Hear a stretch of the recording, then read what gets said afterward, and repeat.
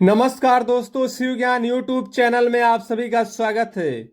तो दोस्तों, आज की वीडियो बहुत ही महत्वपूर्ण होने वाली है। आप लोग ध्यानपूर्वक सुनिए दोस्तों। वीडियो अच्छी लगे तो लाइक कर देना और वीडियो को शेयर कर देना दोस्तों। चैनल को सब्सक्राइब कर देना और बेल आइकन की घंटी प्रेस कर देना दोस्तों, क्योंकि जब भी मैं वीडियो डालूंगा सबसे पहले आप तक पहुंचेगी।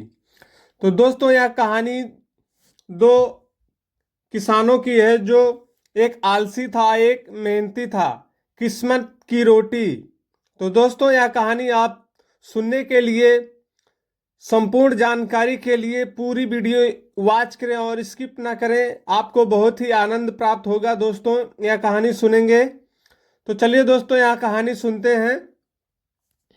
बहुत समय पहले की बात है। एक छोटे से गांव में दो गहरे मित्र रहते थे, दीनदयाल और रामू। दोनों की विचारधारा बिल्कुल अलग थी। दीनदयाल का मानना था कि इंसान को जो कुछ भी मिलता है वह उसकी किस्मत से मिलता है और बिना हाथ पैर हिलाए भी अगर भाग्य में होगा तो उसे भगवान दे देगा।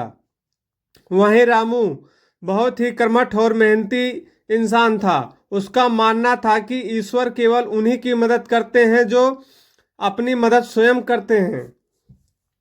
एक दिन दोनों में इस बात को लेकर बहस छिड़ गई कि किस्मत बड़ी है या कर्म। दीनदयाल ने कहा, देख लेना, अगर मेरी किस्मत में रोटी लिखी है तो मुझे वह घर बैठे मिलेगी। रामू ने चुनौती दे दी, कहा, बिना मेहनत के तो भगवान भी मुंह तक निवाला नहीं पहुंचाते।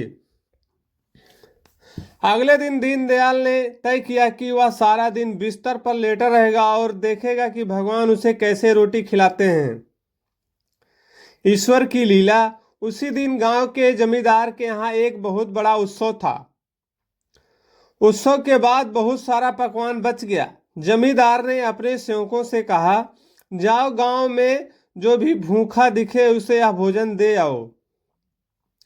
सेवक भोजन लेकर निकले। जब वे दीनदयाल के घर के पास पहुंचे तो उन्होंने देखा कि दरवाजा खुला है और दीनदयाल चुपचाप लेटा है। सेवकों ने उसे आवाज दी, अरे भाई उठो, यह जमींदार साहब का प्रसाद ग्रहण करो। दीनदयाल मन ही मन बहुत खुश हुआ। देखा, मेरी किस्मत मुझे घर बैठे खाना खिला रही है। लेकिन वह हिला ही नहीं।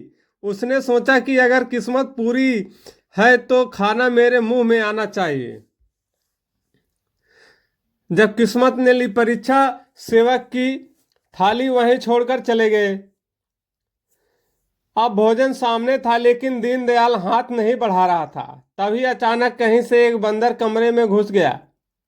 बंदर ने देखा कि थाली सजी हुई है और झटपट पड़ा बंदर ने थाली ले लिया और सारी रोटियां और पकवान उठाए और पास के पेड़ पर चढ़ गया।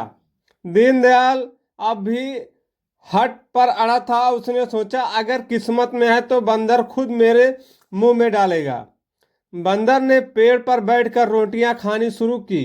खाते खाते एक रोटी का टुकड़ा बंदर के हाथ से छूट गया और सीधे नीचे लेटे हुए दीनदयाल के माथे पर गिरा और फिर भी जमीन पर गिरकर मिट्टी में मिल गया।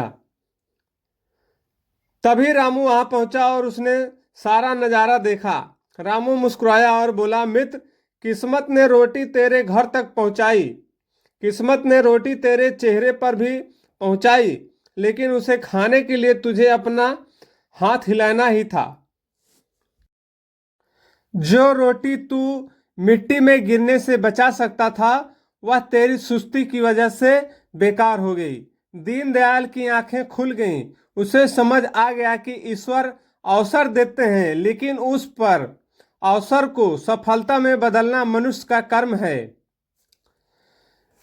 बिना कर्म के फल नहीं मिलते। जैसे तिल के अंदर तेल होता है पर उसे निकालने के लिए पेरना पड़ता है, वैसे ही किस्मत में सुख होता है पर उसे पाने के लिए मेहनत करनी पड़ती है। तो दोस्तों, आशा करते हैं यह कहानी आपको बहुत ही अच्छी लगी होगी और आशा करते हैं कि यह कहानी आपको समझ में आ गई होगी। तो दोस्तों, आप लोग ऐसी ही कहानी पाने के लिए, देखने के लिए शिव ज्ञान यूट्यूब चैनल सब्सक्राइब करना ना भूलें और साथ में बेल आइकन की घंटी जरूर प्रेस कर दें दोस्तों, क्योंकि जब भी मैं वीडियो डालूंगा सबसे पहले आप तक वीडियो पहुंचेगी। ईश्वर का संकेत। भगवान हमें रास्ते दिखाते हैं, लेकिन उन रास्तों पर चलना हमारा काम है। आलसी व्यक्ति के पास आई हुई लक्ष्मी भी वापस लौट जाती है। इसलिए दोस्तों, किस्मत पर भरोसा नहीं करें और कर्म करते रहें। फल देना ईश्वर के हाथ में है।